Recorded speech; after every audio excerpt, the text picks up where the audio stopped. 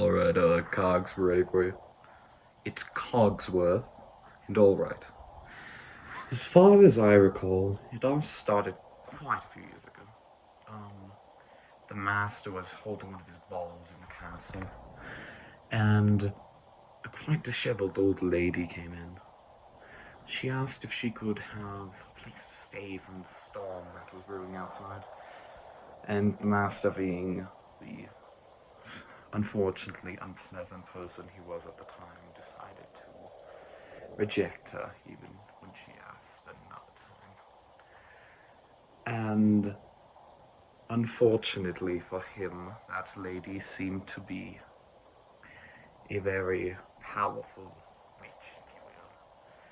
And she placed a curse, a terrible curse on all of us, turning him into a hideous monster and us into various household objects. I, of course, became a clock. But this isn't about me. Um, so, fast forward a bit, we'd been just dealing with ourselves. It'd been quite terrible. Nobody else. Until one day, this old man came in. I think his name was Maurice. Maurice came in, and I, of course, being the great person I am, tried immediately to get him out because the master was not too welcome to visitors. But Lumiere continually tried to keep him to stay, putting him in the master's chair, which I, of course, was so against from the start. But apparently, the master had been watching the whole time and decided to, for his intrusion, lock Maurice away for what we thought would be the rest of his life. So later, I was berating Lumiere for not that being the not best play on his part. He could have done better. He knew what the master would have done. And while I was arguing with him, this girl came in, this beautiful girl. Her name was Belle. She apparently was that old man's daughter. She came in, and obviously I reacted accordingly. I went to go tell everybody else. No hesitation on my part. But I was unfortunately too late, and she got to meet the master first. And apparently, her and the master struck a terrible deal where she would be trapped in the castle for the rest of her life, and her father would be set free. It's all very tragic events. And after that, the master invited her to dinner, and I was tasked with getting her for dinner. So I went to check on her, and terribly rude of her, she refused this invitation.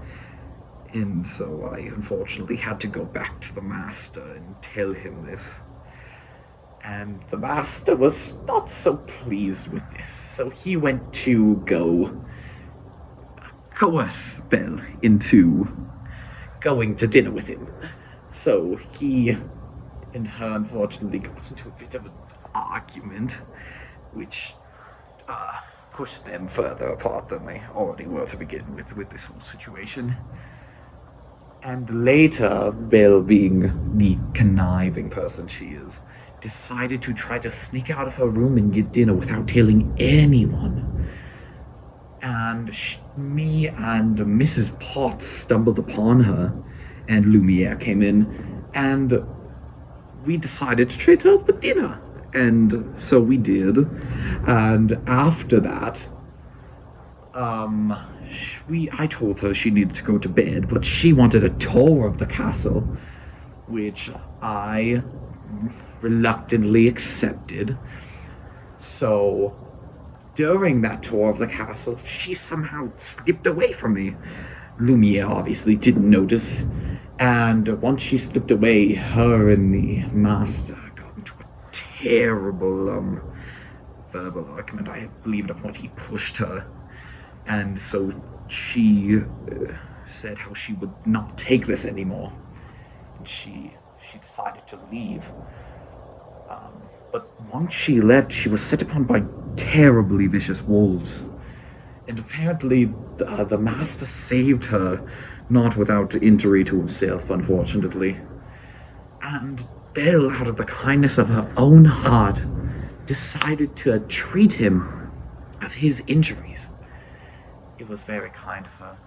And that's when me, Mrs. Potts, and Lumiere noticed a change in the way they interacted with each other. They started being kinder to each other, and it seemed like they were falling truly in love with each other. They had dinner with each other, they were dancing. Um, but after that, I went to the master, and apparently he let her go. She needed to go back to her village, and he loved her too much not to stop her. Loved her too much to stop her, sorry. So we thought it was all for naught. We thought we were going to be objects forever. But apparently, once she went back to this village, the townsfolk and this terrible fellow Gaston found out about us, and they decided they wanted to kill the beast, kill the master. So they went back to the castle, and that fellow Gaston and the young master had a terrible fight, where the master got fatally injured but won. And it seemed like the master was going to die. It was terribly sad. But it seemed that in a moment of pure magic, the spell broke, and the master became human again. And we all became human again too. It was beautiful. And from that point, everything just got so much better, and we're all mainly living happily ever after. I personally am living in a shack by the sea with my wife. It's a wonderful experience. All right, thank you for coming on to the show, Cogsworth. Oh, no problem at all.